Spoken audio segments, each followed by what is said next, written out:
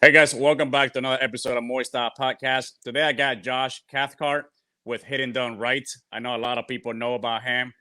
They've watched his videos, and I feel like he's a great fit for this topic because it's gonna be about how to make the most about hidden lessons, about lessons, period. But I know he does a lot of hidden lessons. He's been doing it for a lot of years.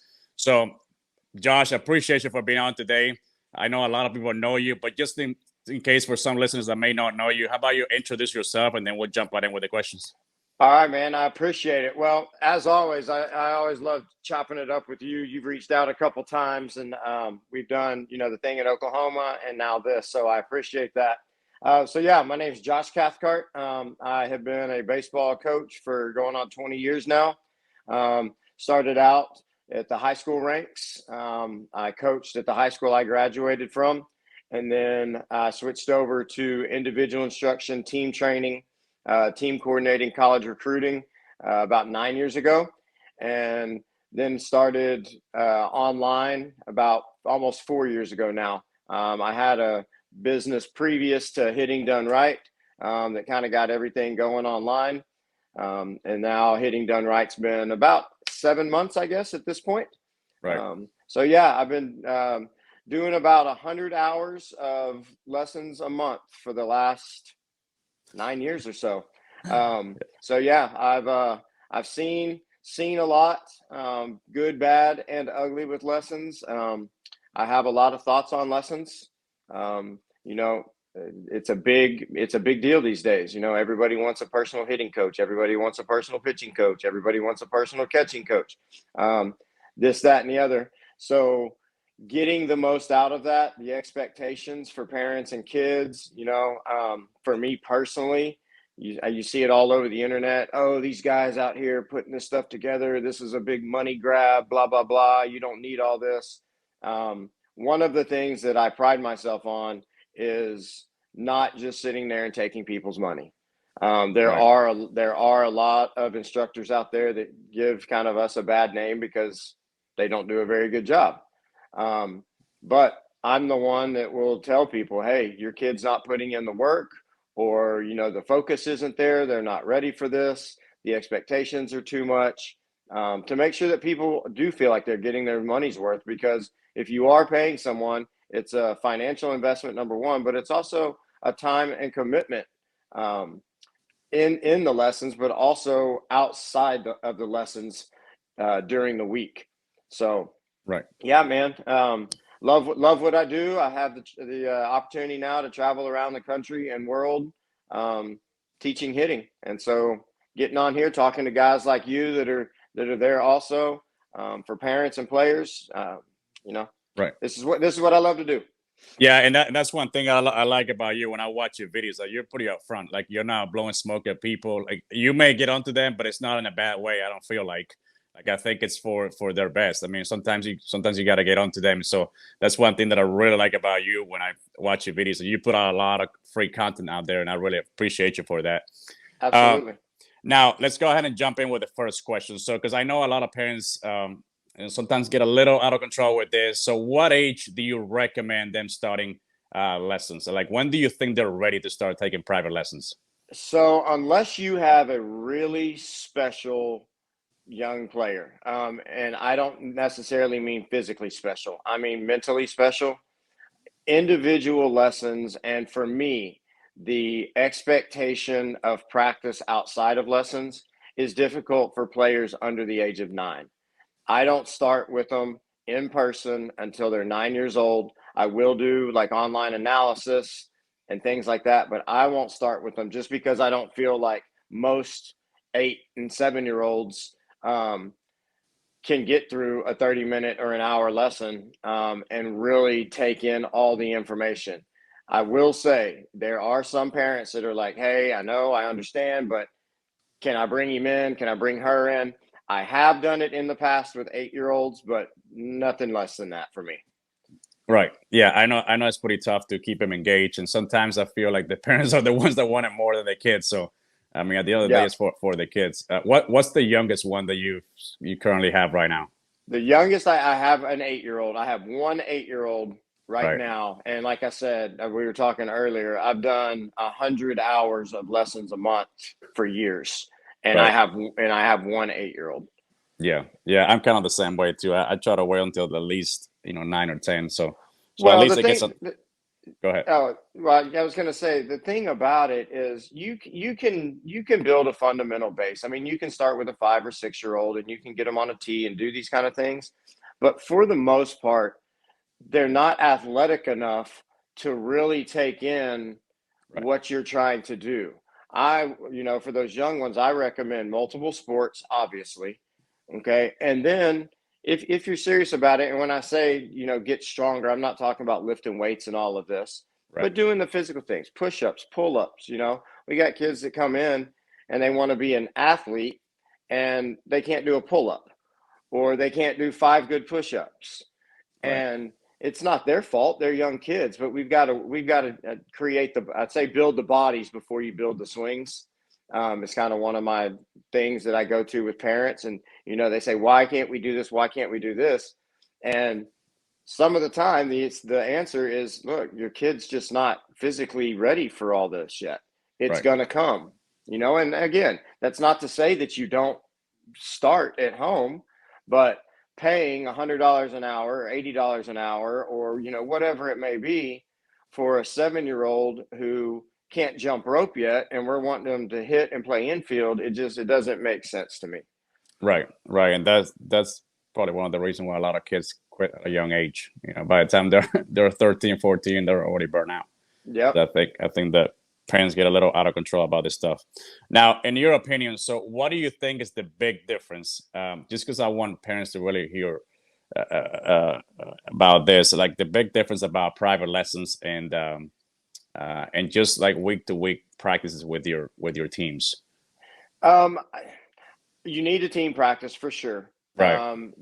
With the private lessons for me is more of it's an outline, right? It's a blueprint for what we need to be doing outside of that lesson. One of the things that I talk about a whole lot is I provide the dots. Hmm. Okay, it's like those connect the dot puzzles we did back in grade school. I'm going to give you the information. We, as a coach and player and parents, have to help that player connect those dots. That's not going to happen in one 30-minute session a week or 1 hour session a week. Okay. Everything that we do, whatever it is, hitting, fielding, pitching, catching, it doesn't matter. This is a forever process. That's why the guys in the big leagues, you see all the videos of those guys in cages, that you see those guys doing their feel, the top hand or the Right. bottom hand or whatever it is. And so understanding that the lessons are just that, it's a lesson. And then you got to go home and do your homework, just like in school when your teacher would give you a lesson and then you go home and you do your homework. You didn't just go and forget about that and then go try to take a test. You went home, you studied, and if you studied well, you did well on a test. If you decided to not study, then you sucked. Right. And that's the same way that it is here, and parents need to understand that, as well as the players. One of the ways that I combat that a little bit is, and we were speaking on it a little bit before we went live here, Hmm. I have all of my players have a hitting notebook, just a little handheld spiral that they bring with them every week. And in the lesson, if there's a key point or there's something that clicks with them, I say something or they look up and they're like, oh, I felt, whatever it is. Then we go immediately to the book. We write that down. And then at the end of the lesson, I'll go through and I'll be like, okay, here's what we hit on today. And then because I have a YouTube channel with my drills, I say, go to my YouTube, work on these couple drills this week before you get into your batting practice, and Right. write that down so that you have a running tally of, hey, how much work am I putting in? Right. You know? Yeah, So no, that's a great point, and that was actually going to be one of my questions about the notebook, because I do that with the team that I'm coaching right now, because I know sometimes they'll forget, but I want them to keep track of how they're doing, what they need to work on and all that good yeah. stuff. Now, so what about when you doing a private lesson, and then the kid goes back to his team or her team, and then the coach is telling them a whole different thing. So how do you combat that? Um, that's a discussion. Normally, that's happening with the young players. The older players, your high school players that go back and their high school coaches or their travel ball coaches may have something a little bit different to say. Right. Most of the time with the older players, you can be like, okay, they're telling you this, I'm telling you this. Let's try to work this out so it all evens out. With the young ones, you will get those guys, those coaches, ladies, and maybe softball, whatever the case is, that Mm-hmm. are telling them something totally different. And in that case, you have to go to the parent. And I just tell them straight up, I'll be like, listen, I don't want anybody to disrespect their coaches. Right. Okay. And so y'all need to have a conversation with the coach. Hey, we are taking our player to a private hitting instructor. This is what he or she is telling them. You were telling them something the opposite. I'm open always to coaches calling and discussing. Hey, I know that you're working with this player. What are you seeing? So collaboration. We can't have egos about it. I don't know everything. You don't know everything. Right. Let's figure that out. But it can be one of these things, man, and you don't want to cause that tension between player and coach. So the conversation with the parent first, Right. and then a true understanding, because most of the time what I have found out is if the player or parents can really understand what the coach is trying to tell them and explain it to me or vice versa, that we can usually get on some common ground and be like, okay, this is what they're telling you, this is what I'm telling you. It's basically the same thing, they're just saying it different. um, those type things. So you got to be real careful about that, because sometimes it's the same information, just presented differently. Right. Yeah. Uh, Yeah. when you get the major differences, and I'm going to use these examples because they're the ones that people most likely know. Okay, let's say that you're talking about hitting and you're talking about the HLP. Okay, the snap and the one-legged and all of that stuff Mm-hmm. versus a guy like me who is more balance and launch, directional, using the body efficiently, using your hands well, that type of thing. Those are two different styles. And so being able to take those two things and combine them for players, hey, your coach is wanting this, I'm asking you to do this. Let's find some common ground and some understanding. Because at the end of the day, man, for real, the baseball swing's a baseball swing. Right. You know, Yeah, and I'm glad you brought that up about the coaches. Like the coaches, if I got coaches listening here, like don't let the ego get the best of you, because at the end of the day, it's not for you, it's for the kids. Like just this, I do the same thing with my parents. Like I tell them the same thing. If I can have that coach, have a conversation with me over the phone, we can make it a whole lot easier for the kid. Because you don't yep. want to, have so much information, then the kids, it's all confused and frustrated. Yeah, Now, and you got to approach that right. right, For me and you online, we feel this. Like, I'm one of those, and if anybody is listening and follows me, I'm not going to take people disrespecting and being rude and everything. There's so much stuff out there that I do ignore, right, but like you said, this is for the kids, and if you approach it correctly, hey, I'm working with so and so. I heard they were working with you. I really wanted to have a conversation so we could get on the same page. right, That right, okay, let's do it. Let's make this better. But the whole you don't know what you're talking about, or this isn't right, or that's not going to work for this kid, that that's just closed-mindedness. right. Okay, everybody is going to learn differently, and we can all learn something from each other. Nobody has this figured out, and nobody's ever going to have it all figured out. Right. Right. No, that's a great point. Now, again, going back to this same topic about how big this private lessons have gotten. If you when you were a kid, actually, when you were a kid, did you have a private coach or private hitting coach or not? So I didn't have. I didn't. The easy answer to that is no. Okay. There was a high school coach that did lessons in our town, um, but very few players were doing it. And I finally, I believe when I was 16, Okay.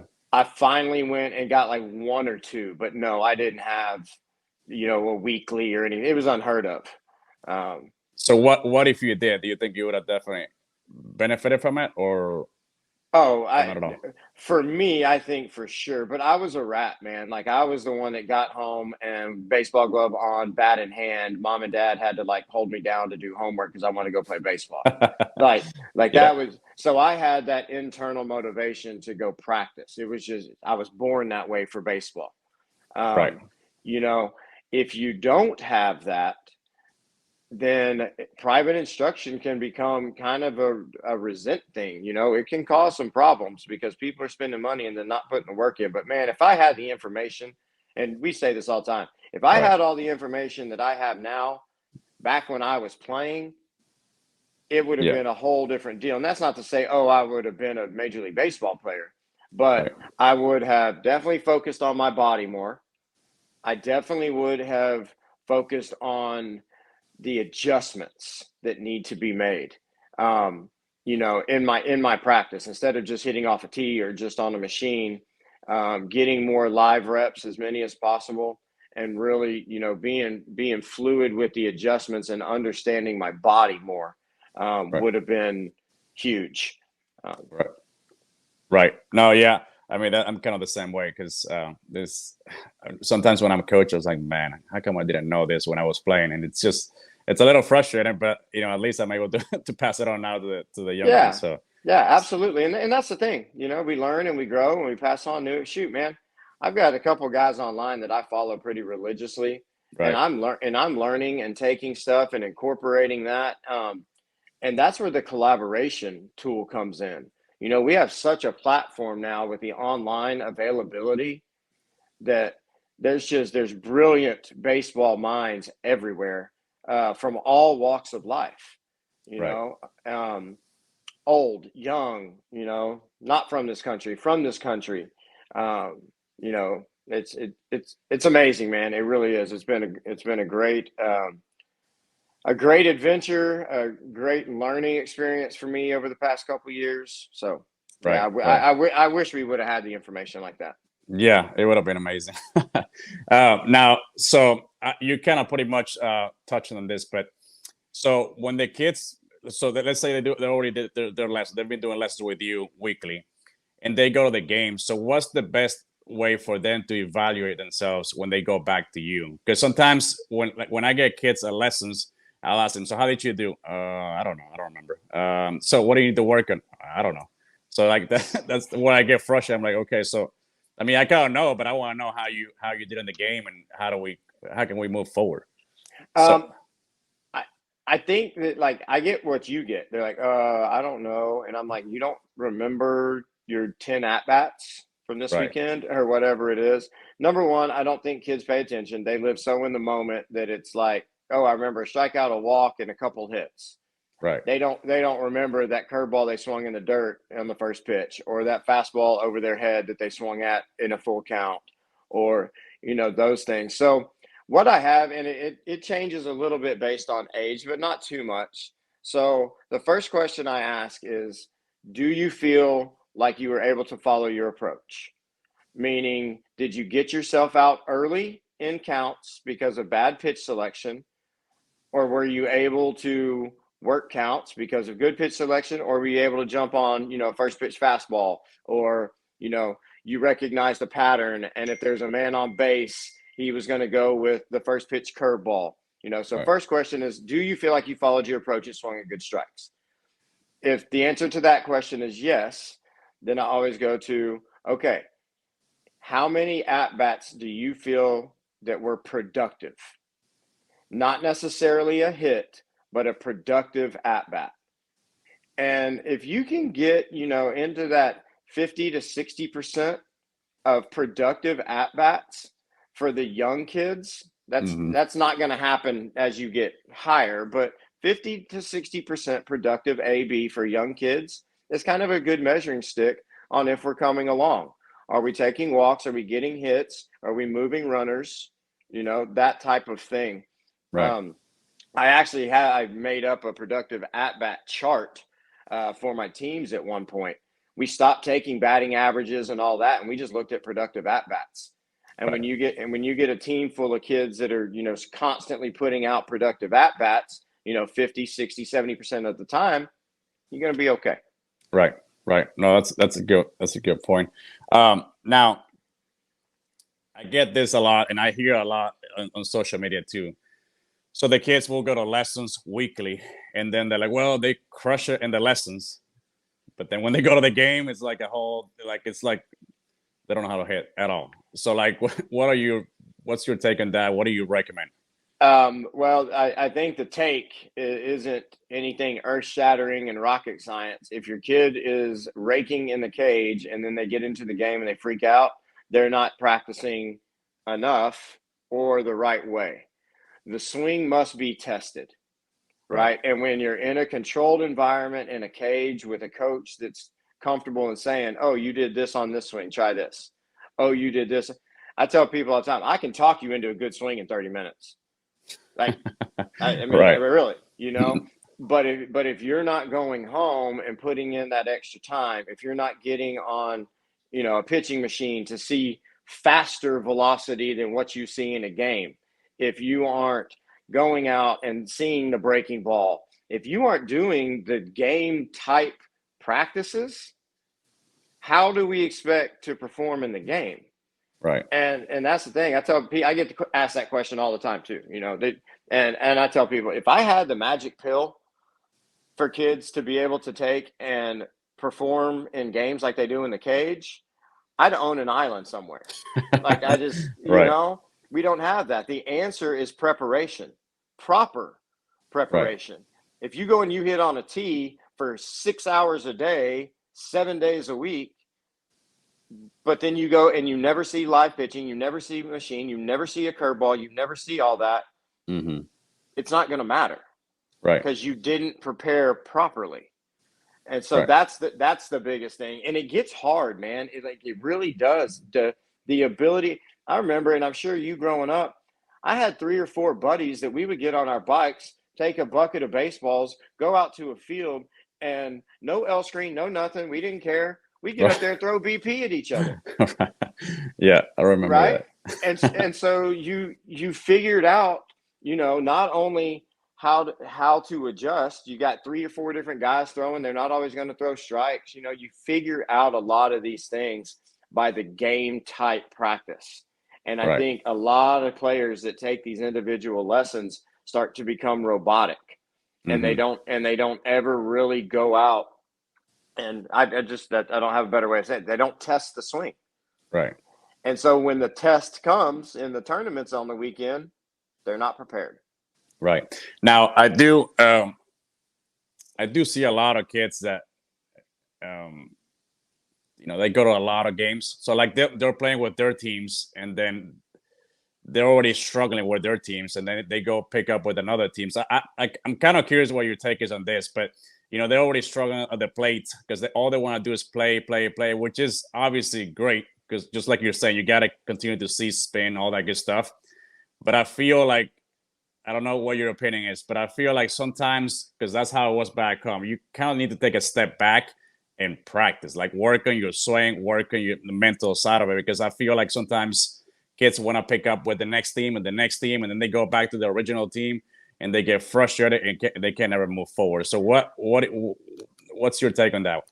Well, that's a whole discussion for another day. I could go off a lot on this one because I have some really strong feelings about the amount of play that kids do these days. Right. I'm going to be quick with it because it is something I'm pretty passionate about. Baseball is not a sport that was meant to be played 3, 4, 5 games a day. Yeah. Okay. The mental pressure, the physical elements of playing baseball. It's not football where you're getting beat up like in a car wreck, but just getting loose before the game, mentally preparing for at-bats. I tell people all the time, it's crazy to me that professionals will only play 2 games in a day, college or big league. Okay. They're never going to play more than 2 games. And that's only because something got rained out. 2. And then you want a 9-year-old to go play 5? Right. And then you want them to have the mental capacity and the emotional maturity and everything for the ups and downs. The game is so negative, especially from an offensive standpoint. Right. I think it's mind blowing. People are, oh, they need live game reps. Oh, they need live. I am 100% in agreement that they need live game reps. Right. But there's a difference between getting enough live game reps and putting a kid through the ringer for 4 or 5 games in a 2-day span. Yeah. I think you're doing more harm than good. You know, just going and moving teams isn't the answer to that. To your point, going and working on your game, but you have to practice in the correct environments. You cannot practice to feel good. Right. You have to practice to push yourself and get better. And that's where you will also build that mental toughness.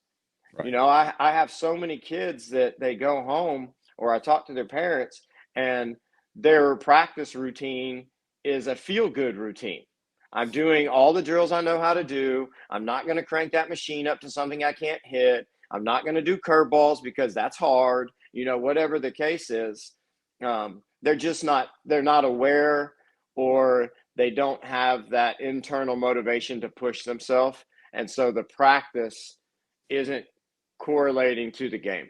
Yeah, that's an awesome. I'm glad you brought that up because a lot of kids they spend too much time on the feel good type of swing, but then they forget about actually getting ready for the game, like how to get prepared. So I think sometimes that gets forgotten. So Yeah. now, so when you have a parent that brings the kid to a lesson, do you recommend the parent being there or just stay away from it? Or and if you do, why do you think you recommend having the parents there?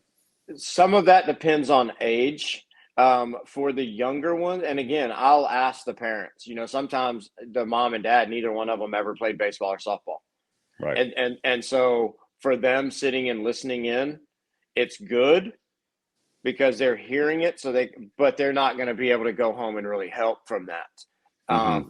And so that's where the notebook comes in. That's where the YouTube channel comes in, where they can have the information at home, with them.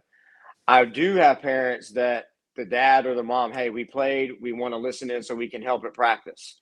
And in those instances, I just tell them to record. Just record the lesson so Mm-hmm. you can have the information, you can have it at home, but we don't have, little Johnny or whoever it may be looking over to you after every swing. If it's a distraction, if they're looking to that parent for guidance or to help or whatever during the lesson, absolutely not.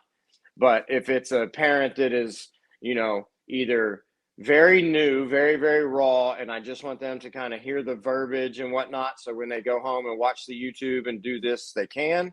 Right. Or if it's a parent that is going to be very involved and is knowledgeable, record it, have them step back from it so they can work on it at home. Right. Yeah. I mean, just like you say, it goes both ways because sometimes the parents could be a little intense and they want to be right there, and and sometimes I get frustrated. I'm sure it happens to you too. Like, they'll bring their kid to you, and then they want to coach and themselves. Well, see, if they start talking, it's no, there's a door. Right. Like I don't mind them sitting and listening so they can gather the information. And we don't have this, well, I think coach said this, I think coach said this. No, we have it recorded, this is what he said. Right. That's fine. No, I do not ever allow parents to coach or interact with their children during a lesson. If they want a video, that's fine. If they want to listen, that's fine. But no coaching. And like I said, the first time I see that kid's eyes take off and go start to look at mom and dad, it's sorry, we got to go. Right. Yeah, I've had to do that myself because the kids are, spending too much time worrying about what the parents, what their looks are, Yep. and all that stuff. They're looking for their approval, so I don't Yeah. think they're gonna get much out of it. So, Yeah.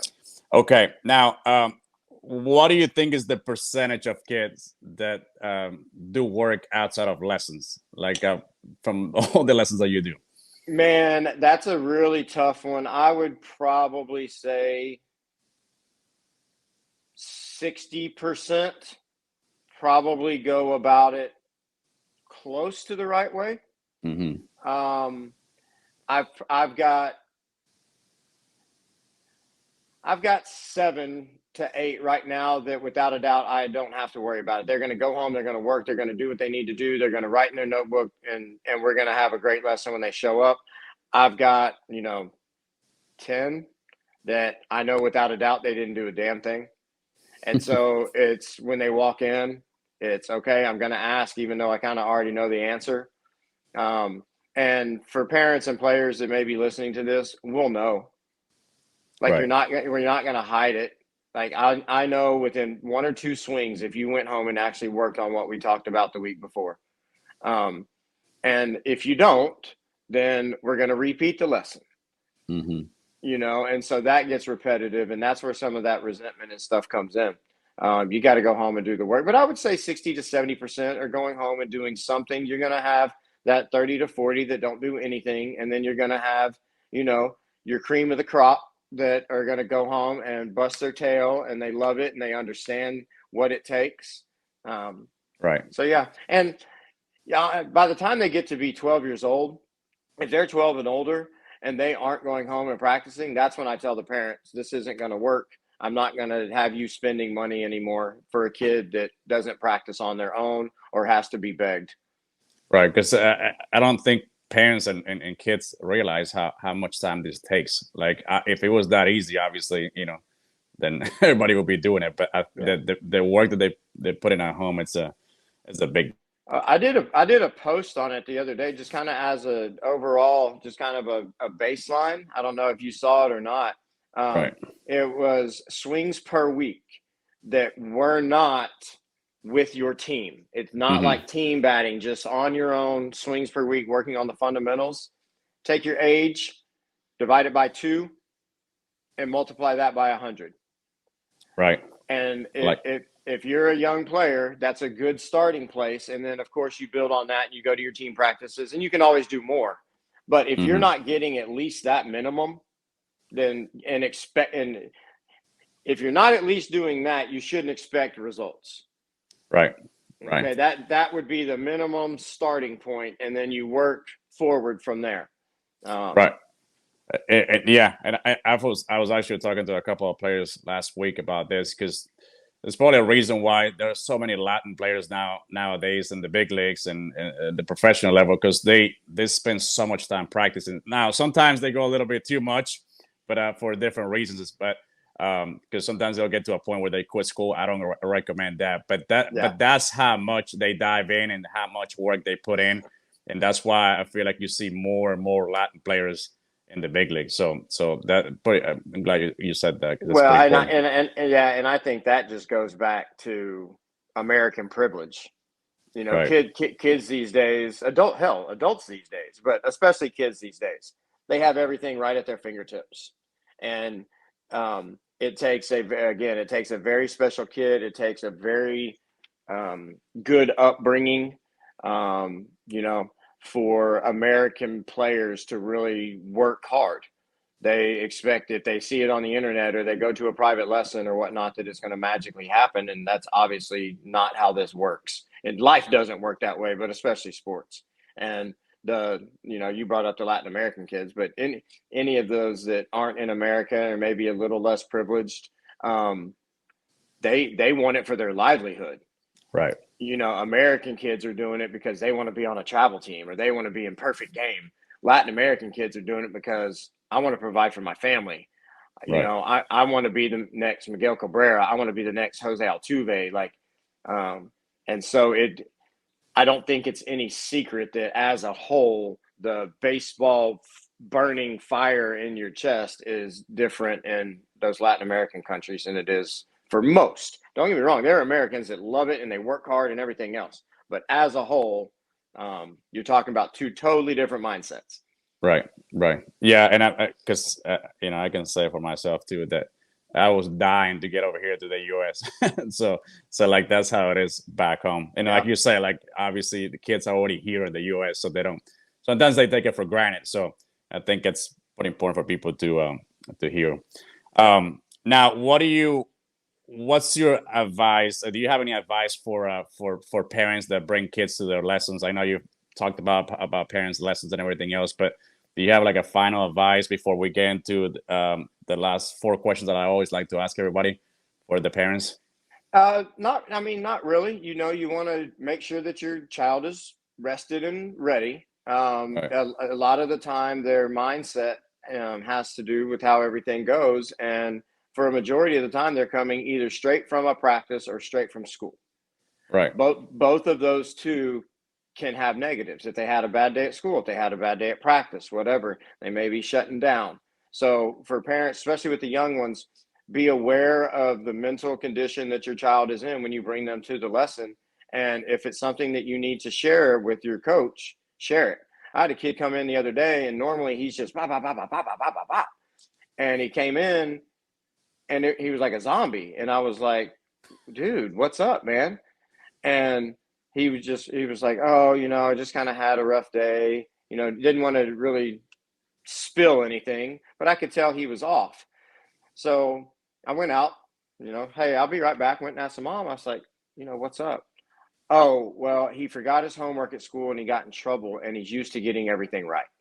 Yeah. Done. And we're talking about a 10-year-old. And so his day was crushed because he forgot his homework at school, and he wasn't engaged, So number one, understand where your kid's coming from. Number two, be realistic. And, be realistic about what your kid is, number one, as an athlete, and number two, their practice habits.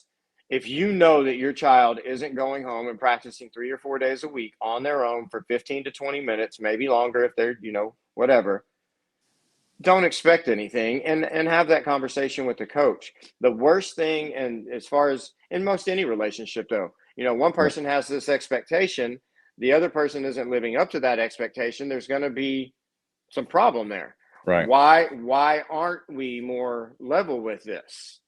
Right. Okay. And I tell my players, I can't go home with you, right? I'm not going to go home and babysit you and make you do this, but there is a level of expectation that I set, and I'm not going to lower my expectation because you don't want to put the work in.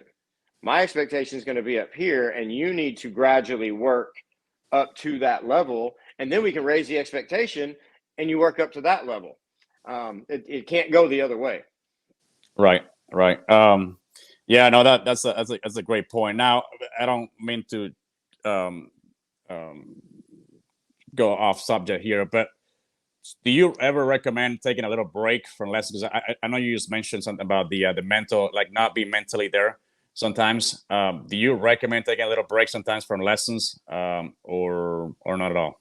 100%. Right. So for new clients, for new players that come in, I do 3 months. You have to commit for 3 months, and then after that, we can go month to month or whatever we need to do. When I start to feel, or it starts to appear by questioning, or just you can kind of get a vibe, right?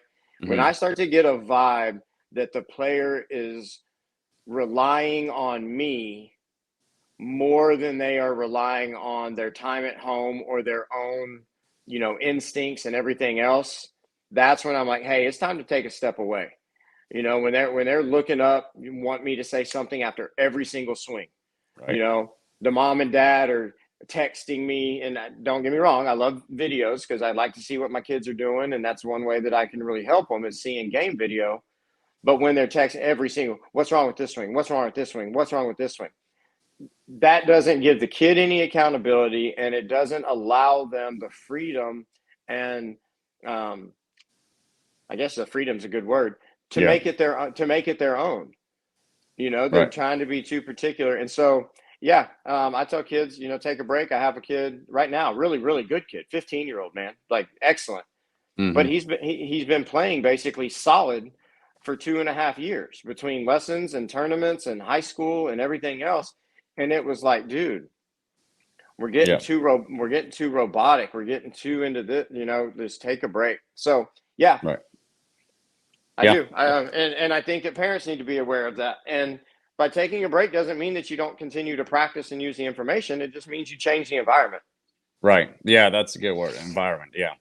Because sometimes they get all wrapped up in a little cage and so that's pretty important. Now I like to always ask everybody these 4 questions. So Uh-oh. kind of make it fun, but I don't want you to be naming anybody, like naming any names or anything like that. But I Okay. don't, you know, all these years that you've been doing lessons, what do you think is your favorite player that's been to work with in lessons or camps? Really, you could say camps too. Oh man, that's tough, dude. I've done a Yeah. lot. I tell you what, there's a girl right now. She's a sophomore in high school, and her lessons are by far the most engaging. Back and forth, she asks questions, has a really, really good understanding of her swing.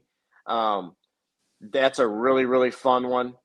Um, I had a kid, I don't remember exactly, like 3 or 4 years ago. He was a young kid, Hmm. and he was one that I waited for. Like weekly, I waited for that lesson, and it was just because of his personality. I don't think that kid ever had a bad day. You know, everything was extreme. And if anybody has watched me, I know you've watched me and you've seen my camps. Like I get amped up both Right. ways. Right. Like I get super happy. I get super frustrated sometimes, whatever. He was the exact same way. Like from Jump Street, this 10-year-old, like if he did something bad, it was, and I have to calm him down. But if he did something good, he'd like throw the bat up in the air in the cage. And I'm like, bro, you got to calm down. So for entertainment value, him, and then I worked with a kid for a couple years Yeah. that was actually drafted in the 4th round by the Dodgers out of high school in 2018. And from just a purely baseball perspective, that young man was impressive. He had been in our program from the time he was 12. He worked with one of our other coaches before he got to me. I only had him for 2 years. Hmm. But watching that young man go about his business, you understood the difference between normal high school ball player and draftable out of high school ball player. And Right. it wasn't just his physical. The way he went about it, his mentality, the questions he asked, his baseball savvy on the field, the way that he saw things, it was very, very impressive, and it was just a joy. I can say his name. His name's Braden Fisher. What is it? Braden Fisher. Brighton Fisher. Okay. Yeah, he's And in the Dodgers organization. Last time I checked, he's like their number 11 prospect or something. that's pretty cool. Yeah. Okay, now how about the opposite? So your least favorite player? Uh, um, I had a kid that came in, and it didn't matter when it was. I suck. I did horrible. Like from Mm. Jump Street, it was just this mental. I call them mental midgets, where no matter how hard I tried to give him different ways of viewing things, it was always I failed. I'm not any good. That kind Mhm. of stuff, and that's a wall that's really hard to break down. But it just sets a bad tone for everything. We're trying to be positive, right? Me, you, other hitting instructors, we understand how hard this is and how you have to stay positive. No matter what happens, you have to find a way to stay positive, or you're never going to have continued success. And that lesson was like pulling teeth, man. It was a negative psychology experiment. And I even remember the day. It was Tuesdays at 8 o'clock. It's gotta be that bad, Yeah. huh? Yeah. And Yeah. and it went on and it went on. I guess I'd say I let it. I mean, I talked to his parents and what it went on for a year. and Oh, and and finally I said no. And matter of fact, he ended up now now he's on a basketball scholarship. oh, that's pretty funny. Yeah. What about your favorite parent and why? Ooh, I have a lot of really good relationships. I'm just the ones that are always the best are the ones that are genuine. Number one, okay. They let me do my thing. They let me do my job. They trust me to be a professional. They're not going to nitpick. Um, but at the same time, they're not afraid to ask questions. What do we need to do? What is my son or daughter? What's the next steps? Hmm. Um, all of those things, but with an open mind. I have two. in particular that have, over the years now been with me. Two sets of parents that I have coached both of their boys. They have two sons, and I've had both of them. And all of them are now graduated and gone. And me and the parents still have a very, very good relationship as friends now instead of coach parent. But that's it. I think the mutual respect, allowing us to do our thing, understanding our personality. That's one of the things. I'm a hard personality for some just because of how straightforward I am. Right. I'm sarcastic. I try not to be too much in the lessons. I don't always know that kids understand it, but with adults, I'm very blunt and I'm sarcastic. And so understanding that that's just part of me, and appreciating that goes a long way. And I tend to get along better with people who are kind of that same way. You're not going to sugarcoat stuff. You're not going to hide behind stuff. So yeah. What about your biggest pet peeve as a coach? Uh, Blaming umpires. I like that one. I think going back to kind of what we talked about earlier, I think expecting more than what the practice says. I guess I don't know if I worded that right. You're not putting in the practice, but you're expecting more. And so you come back and you're like, oh, well, I didn't do good. Or, from a parent, oh, they were 0 for 6 this week with 3 strikeouts. What's wrong with their swing? Well, there's nothing wrong with their swing. There's something wrong with their practice. Right. So having unrealistic expectations for the practice being put in and then throwing money at it and expecting things to change, whether that be equipment, whether that be lessons, whatever the case is. You see these kids, and I know there's funny stuff out there on the internet. A $500 bat's not going to fix a 1 cent swing and all this stuff.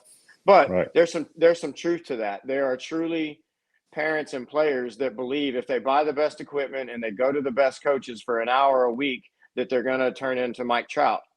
And when they don't, who do they blame? Right. Us. Right. They blame the coach. They're not, well, I have the best equipment. I have the best coaches, so it must be y'all's fault. No, that's not how that works. You could have the worst equipment and still be very, very good if you practice properly. All right. Well, so do you have any final advice for the kids? Build routines. Make it a routine.